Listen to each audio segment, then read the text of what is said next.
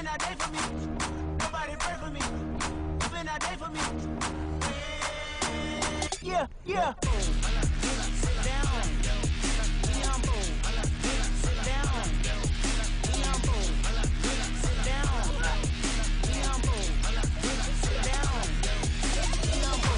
Yeah, that's Sit down. Sit down. Sit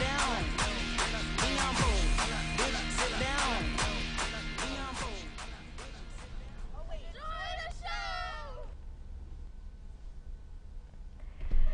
Good morning, Bears. My name is Paige, and welcome to today's broadcast. Have you ever thought about being an ambassador? If you want to, here's some more information for you, so pay attention to this next video with Ms. Thompson.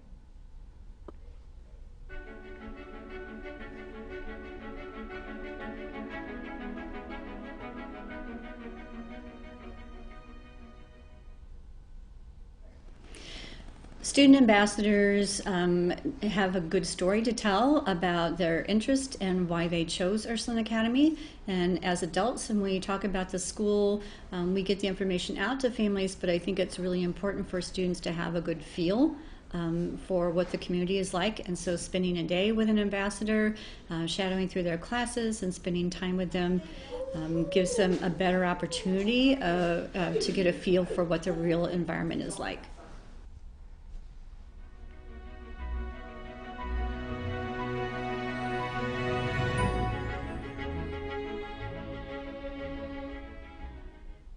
Well, our hope is that all the girls who go to school here, they chose the school because they love the environment, they love what it has to offer, and our hope is that these young ladies are going to continue to share that with other people, and they have the best stories to tell. Thank you for coming on the show today, Mrs. Thompson. Our next interview is with Mr. Reed about the history student teacher, Mrs. Ruby Parks. If you are interested in becoming a teacher or learning about student teaching, listen up for this next video.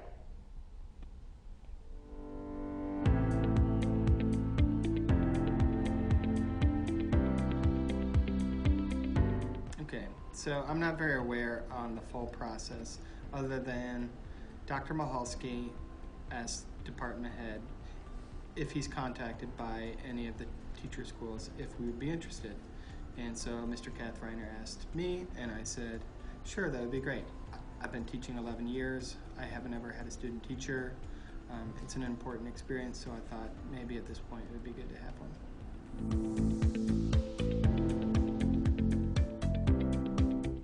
Well, I think I was definitely actually planning on, well, this sounds kind of weird.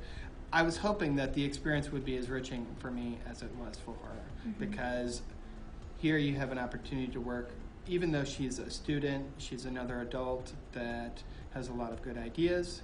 And so I thought what she brought to the class would probably enrich my experiences just as much. So more specifically, she's really good at coming up with interactive lessons, which I've always wanted to try to include more of. Sometimes I rely a little bit too much on maybe discussion and lecture. And so she's given me plenty of great ideas to use in the future.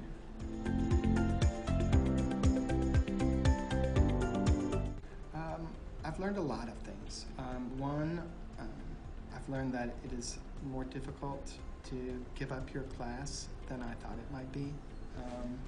I've also learned to really try to find a balance between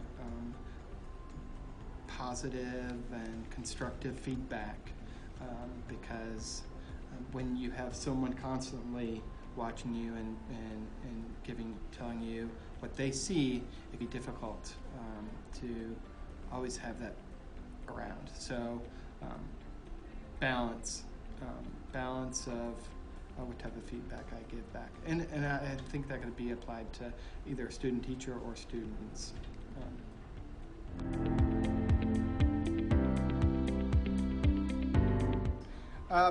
One, it's incredibly tough. You're going to work your butt off during the day. You're going to be tired. You're going to have lots of lesson planning outside of class, lots of grading. But that's kind of like what teaching is like. But one other piece of advice is ask lots of questions. Be inquisitive. You're not always going to have another resource around to bounce ideas off of, so take advantage of it.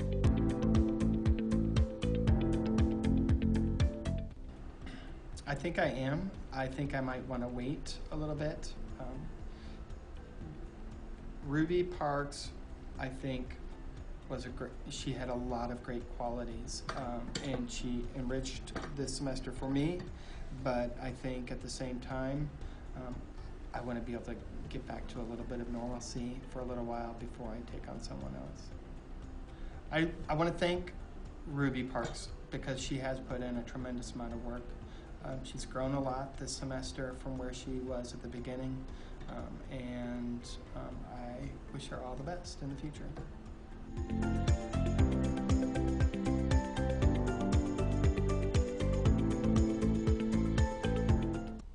Thanks, Mr. Reed. In other news, exams are coming closer and closer by the day, which is kind of scary.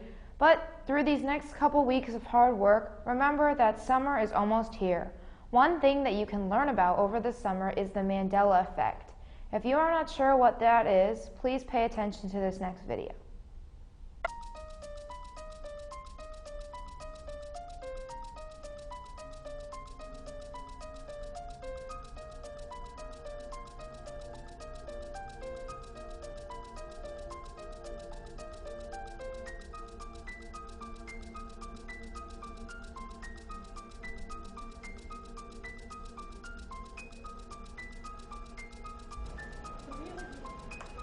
He has a hat. No. Alright. I'm not done. Grab the belly button. She's gonna get real detail. Okay. Alright. Curious George. That's good. He doesn't have a tail. Doesn't have a tail. No, he doesn't have a tail. Wait, no, yes, he does. No, he doesn't. Yes, he does. No, he doesn't. No, he doesn't. Now he doesn't. Now that I think about it.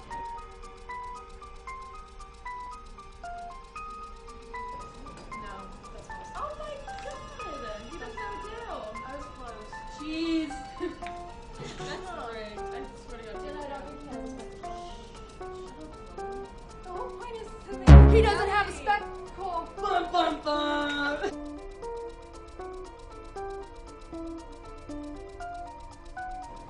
With the O's. FROOTLOOPS. Fruit Loops. Oh, we got it right.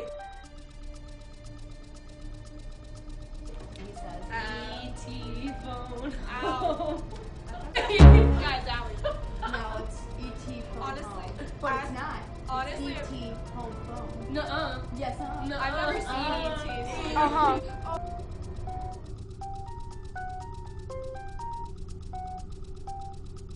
When he's on the balcony? Yeah. She's on the balcony. He's on the He's balcony. like on the side. So like the these are vines. Yeah, straw leaves, and then there's her. Oh wait, no, she says it. Where art thou, Romeo? Where art thou, Romeo? And then she's got hands.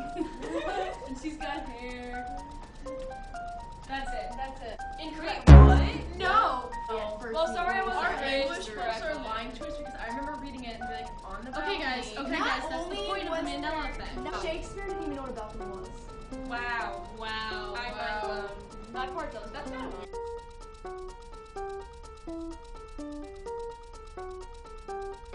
Bob Marley.